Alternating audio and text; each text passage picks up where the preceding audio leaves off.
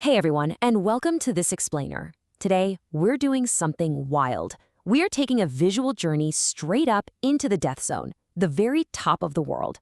We're going to explore the absolute ultimate feats of human endurance on Mount Everest. If you've ever looked at a photograph of that staggering icy peak and wondered what it actually takes to stand up there in the thin air, well, you're in exactly the right place. We're going to map out the history, the staggering numbers, and the unbreakable willpower of the people who have conquered the highest point on Earth. I mean, just picture yourself there for a second. You're in the most extreme environment on Earth. Freezing temperatures, howling winds, and a sheer drop on either side of you. Since 1953, thousands of climbers have braved Mount Everest. But who has pushed the limits of this mountain the absolute furthest? Who looked at the absolute boundary of what a human body can survive and decided, you know what, I'm going to take one more step. Today, we're opening the record books to find out. All right, let's kick things off with Section 1, the birth of Everest Day. So, the starting line for pretty much all Everest records is May 29th, 1953. On this totally historic day, New Zealand's Edmund Hillary and Nepalese Tenzing Norgay Sherpa did what honestly most of the world thought was completely impossible. They became the very first humans to achieve the summit of Mount Everest. Every single climber who has scaled the mountain since then is literally following in the footsteps of these two pioneers. Okay, let's dive into this, because when Tenzing Norgay and Edmund Hillary finally breached that summit, they didn't just claim it for themselves. Imagine this striking visual against all that blinding white snow, Norgay planting 4 distinct flags. She planted the flag of Nepal, the British Union Jack, the flag of India, and the United Nations flag. It was this powerfully vivid symbol of global unity planted at the highest point on Earth, just this brilliant burst of color against an otherwise stark and frozen landscape.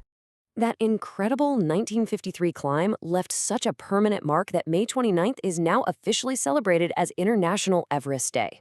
Nepal officially decided to observe this day starting back in 2008, right after the passing of the legendary climber Edmund Hillary. Now, every single year, the day is brought to life with these incredibly vibrant memorial events, colorful processions filling the streets of Kathmandu, and special gatherings held way up in the Everest region itself. It's really a living, breathing tribute to that very first ascent. Moving right along to Section 2, visually stacking Sherpa records. Now, what's really interesting about this next number is, well, it's 32. 32! In the context of extreme mountaineering, this number is just unfathomable. This is the number of times 56-year-old Kami Rita Sherpa has successfully reached the 29,000-foot summit. Think about that for a second. To conquer the mountain once is the pinnacle of a lifetime, right?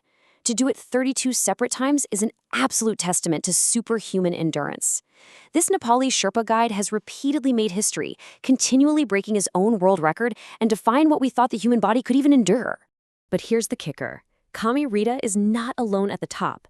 We are literally witnessing an incredible, real-time rivalry unfold. Right on his heels is Pasang Dawa Sherpa with an unbelievable 31 ascents. It is a literal neck-and-neck race to the top of the world that is continually unfolding.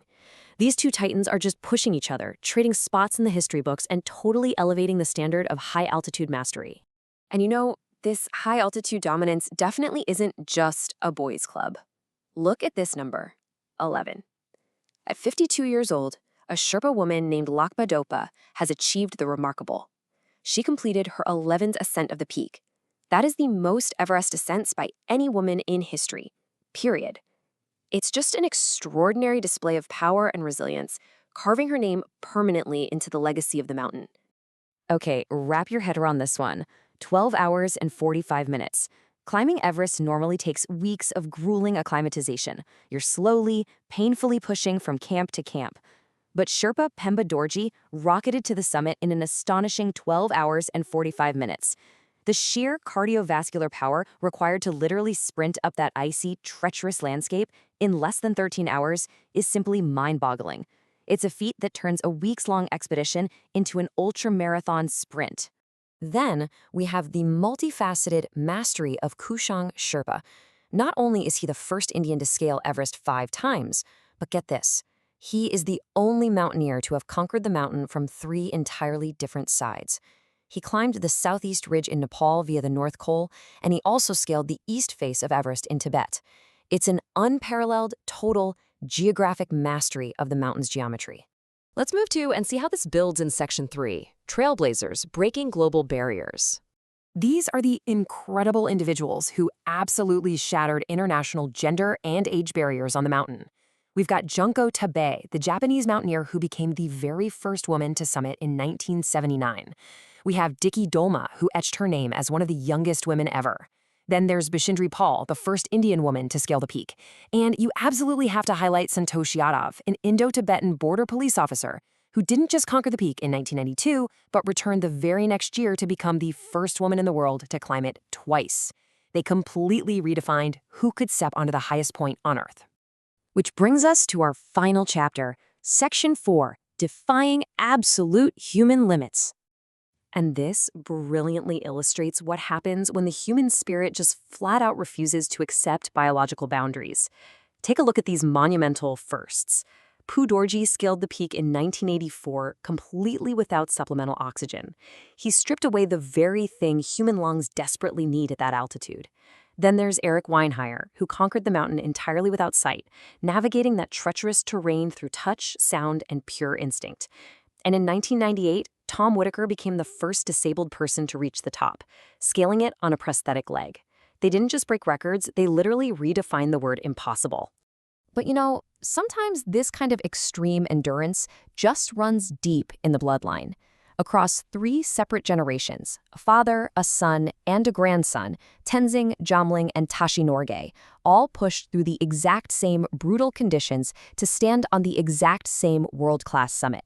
It's this powerful visual legacy of perseverance, passing the torch of exploration down through the decades to conquer the highest point on the planet again and again. So the crucial point is this. We've tracked the history, the mind-bending Sherpa ascents, the trailblazers, and those who conquered Everest against completely impossible biological odds, which leaves us with one final provocative visual thought. With these records constantly shattering, what is the ultimate limit of human endurance? Just when we think the ceiling has been reached, someone steps up and pushes it even further into the clouds. Thank you so much for joining me on this explainer. Keep wondering, keep pushing your own limits, and I'll catch you in the next one.